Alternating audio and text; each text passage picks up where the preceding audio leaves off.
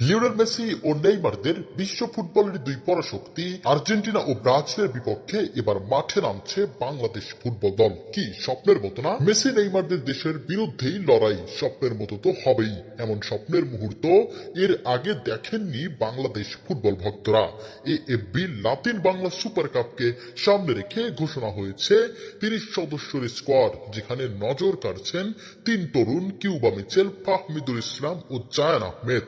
ট্রায়ালে চমক দেখানো বিতোষক চাকমাও দলে জায়গা পেয়েছেন। কবে, কখন এবং কোথায় হবে ম্যাচটি, চলুন দেখে নেই বিস্তারিত রিপোর্টে।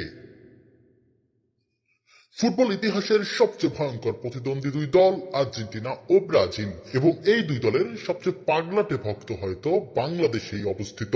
আর এটা কারো অজানা নয়।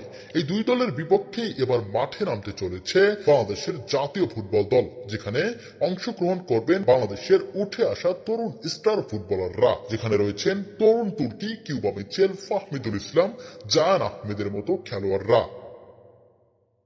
আসরের প্রথম ম্যাচে পাঁচবারের বিশ্ব চ্যাম্পিয়ন ব্রাজিলের বিপক্ষে মাঠে নামবে বাংলাদেশ। 5ই ডিসেম্বর সন্ধ্যা 7টায় মুখোমুখি হবে এই ম্যাচটি, এবং আসরের দ্বিতীয় ম্যাচে বর্তমান বিশ্ব চ্যাম্পিয়ন আর্জেন্টিনার বিপক্ষে 7ই ডিসেম্বর জাতীয় স্টেডিয়ামে সন্ধ্যা 7টায় মুখোমুখি হবে দুই দল। এর থেকেও জাঁকজমকপূর্ণ ম্যাচটি অনুষ্ঠিত হবে 11ই ডিসেম্বর জাতীয় স্টেডিয়ামে সন্ধ্যা 7টায় মুখোমুখি হবে এই দুই চিরপ্রতিদ্বন্দ্বী।